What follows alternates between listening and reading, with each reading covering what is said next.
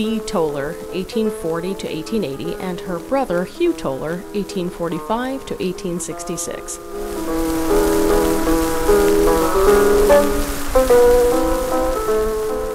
Encompassed by a sturdy rail are 3 monuments, 2 grave markers, and a cenotaph, which remember 3 members of the Toler family.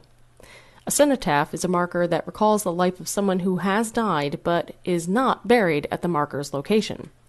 Johnston Livingston de Peyster, the man whose memory this monument honors, is buried in St. Paul's Episcopal Cemetery in his uncle and namesake Johnston Livingston's vault. Johnston de Peyster was a beloved figure in Tivoli and a notable veteran of the Civil War who married Julia A. Toler.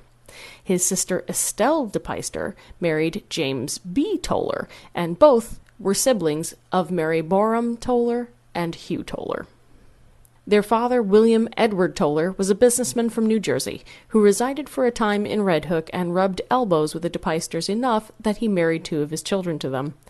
In the 1830s, he was an importer of European goods with his in-laws, the Borums.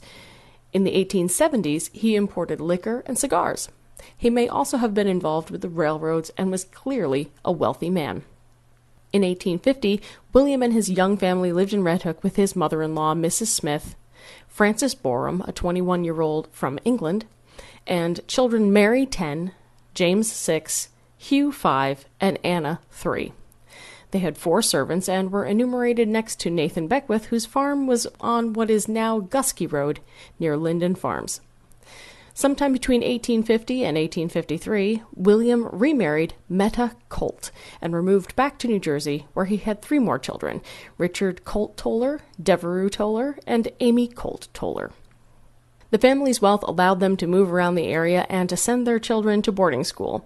In 1860, Hugh and his brother James attended and resided at a school in New York City with Frederick and Johnston de Peyster. Hugh would go on to attend Hamilton College and joined fraternity Chi Psi, but lost his life somehow in his junior year. His classmates planted a magnolia tree on campus in his memory when they graduated. This is possibly the enormous cucumber magnolia that stood in front of the school's Bristol Center that was rotting and had to be cut down in 2004. Hugh's was the first burial in this plot. His unmarried sister, Mary, died suddenly in 1880 of pneumonia at her home in New York City at only 40 years of age. Her funeral was held at the Presbyterian Church in what is now Ossining, and she was laid to rest next to her brother, Hugh.